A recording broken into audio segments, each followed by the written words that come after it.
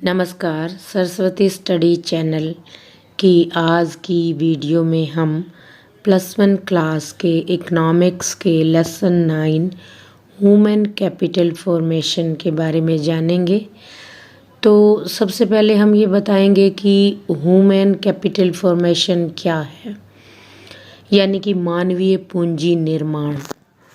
तो मानवीय पूंजी निर्माण का अर्थ मानवीय पूंजी निर्माण में शिक्षा पर निवेश, स्वास्थ्य का सुधार, विशिष्ट दक्षता जिसे हम निपुणता भी कह सकते हैं, प्राप्त करने वाले कार्यक्रम तथा श्रमिकों का प्रशिक्षण आदि प्रक्रियाएं शामिल होती हैं। यानी कि मानवीय पूंजी निर्माण के अंदर ये सब आते हैं, ये जो प्रोसेस अभी हमने बताए। पूंजी जो है वो मानवीय भी हो सकती है और गैर मानवीय भी हो सकती है। तो जो गैर मानवीय पूंजी है वो धन के सृजन यानी कि निर्माण का एक उपकरण मात्र है। ठीक है, जैसे कि भूमि है, उसके ऊपर खेती करके या फिर दुकान बनाकर या फैक्ट्री बनाकर जो है धन का सृजन किया जा सकता है, तो वो एक उपकरण मात्र है।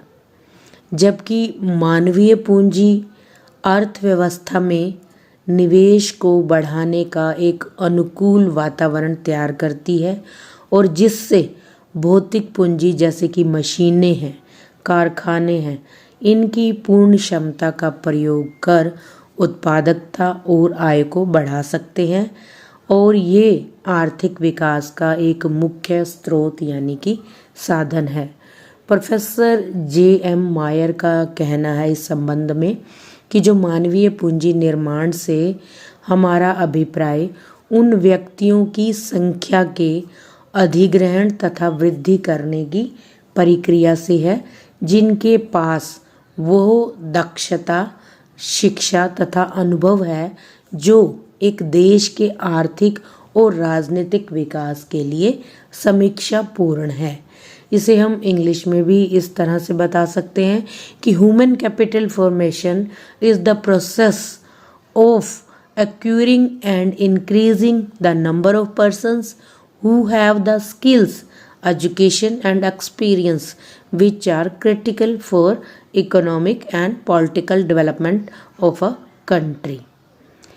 तो जो भौतिक पूंजी है जैसे कि मशीनें हैं, यंत्र है, कारखाने हैं या फिर रॉ मटेरियल और आधारिक संरचना तथा भवन निर्माण, इनको बढ़ाना एक देश की अर्थव्यवस्था के लिए बहुत ही ज़रूरी है ताकि हम ऊंचे पैमाने पर उत्पादन कर सकें वस्तुओं का।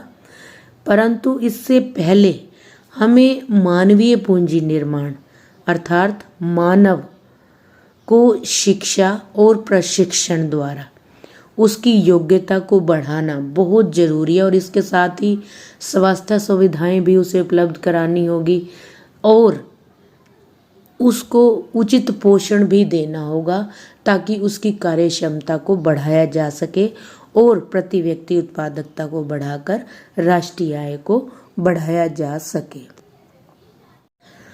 जो कि आर्थिक विकास की एक मुख्य शर्त है।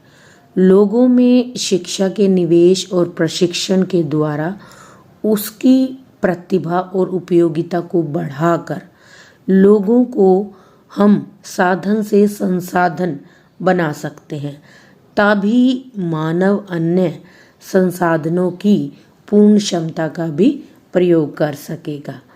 तो अब हम जानेंगे कि जो मानवीय पूंजी निर्माण है उसकी एक अल्प विकसित देश के अंदर क्या भूमिका है।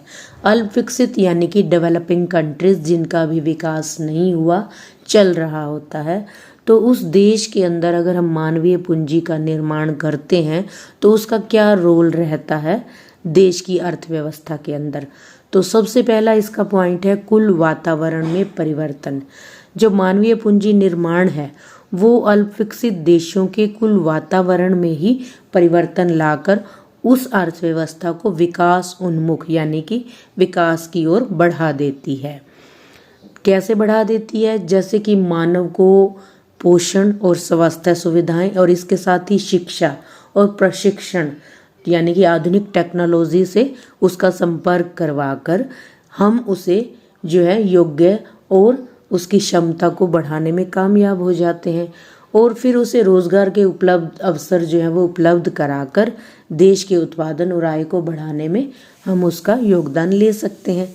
तो सरकार को प्राथमिक, द्वितीयक और तृतीयक इन तीनों क्षेत्रों में अगर पूरी तरह से परिवर्तन करना है तो उसके लिए मानवीय पूंजी के निर्माण की आवश्यकता होगी।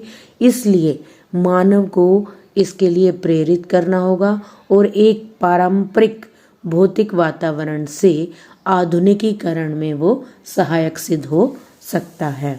उसके बाद है भौतिक पूंजी अधिक उत्पादक की। जो अल्पविकसित देश है, अगर हम उसमें मानवीय पूंजी के निवेश करते हैं, मानवीय पूंजी के अंदर अल्पविकसित देश में हम निवेश करते हैं तो इससे क्या होगा, मानवीय पूंजी का निर्माण होगा और जो भौतिक पूंजी होगी वहाँ की, जैसे कि मशीनें हैं, कारखाने हैं, उनका भी हम पूर्ण प्रयोग कर उसे अधिक उत्पादक बनाने में कामयाब हो जाएंगे। और इसके लिए हमें शिक्षा और प्रशिक्षण में निवेश करना होगा ताकि मानवीय पूंजी का निर्माण कर सकें।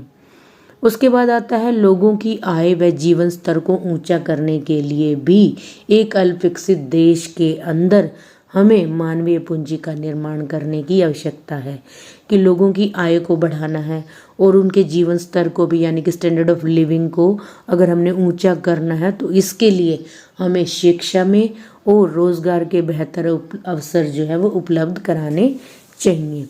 उसके बाद क्या है, अधिक प्रतिफल कि जो श्रमिक हैं उनका प्रशिक्षण करने से, यानी कि उनके प्रशिक्षण पर जो हम खर्च करेंगे उससे हम उनकी उत्पादकता में वृद्धि कर सकते हैं। इसलिए अल्पविकसित देश में श्रमिकों के उचित पोषण तथा प्रशिक्षण पर खर्च बहुत जरूरी है। इससे हम उसकी कार्यक्षमता और दक्षता यानी कि निपुणता, कौशलता को बढ़ाने में कामयाब होंगे। और इसके साथ ही जो श्रम बल है यानी कि मानव को गतिशील बनाना होगा, उसकी गतिशीलता को बढ़ाना होगा, यानी कि जहाँ रोजगार के अवसर उपलब्ध होते हैं उन्हें वहाँ पर जाने के लिए प्रेरित करना चाहिए तथा आधुनिक प्रौद्योगिकी का प्रयोग करने के लिए भी प्रेरित करना चाहिए। इससे अल्पविकसित देश में आर्थिक विकास की दर को बढ़ाने और देश की मानवीय पूंजी और भौतिक पूंजी के अधिकतम उपयोग के लिए ये सब कुछ अति आवश्यक है, महत्वपूर्ण है। चैनल को सब्सक्राइब, वीडियो को लाइक व शेयर अगर अच्छी लगे तो अवश्य करें।